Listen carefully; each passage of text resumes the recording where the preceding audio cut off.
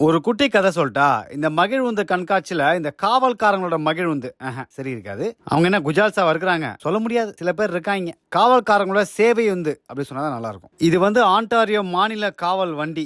நான் திறக்க மாட்டேன்ட்டு களவாணி பையன் வருவான்னு சொல்லி இந்த காவல்காரங்க கடிச்சு வச்சிருக்காங்க, பூட்டிட்டாங்க போல. ஏன்பா பாலாஜி, கொஞ்சம் அழகா இருக்கிறத குறைச்சிக்கிறியா?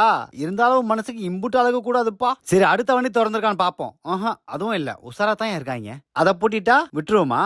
நான் பக்கத்துல இருக்கிற பனிப்பாய் உந்துல பாஞ்சேன்ல, ஏறி உக்காந்தவன நவீன நாரதன் ஆயிட்டேன். அந்த மாதிரி இருந்துச்சு வண்டி. காவல் வண்டியில ஹம்மரா முதல்ல பாக்குறேன். எப்பா இவன் இனிமே போஸ்ட் கொடுக்கலாம், பொட்டாஸ் இடத்துல உள்ள போடுங்கப்பா. முடியல. அடுத்து ட்ரோனோ காவல் வண்டியில குற்றவாளிகள் அமரும் இடத்துல போய் உட்காந்தேன். எப்படி பொருத்தமா இருக்கா?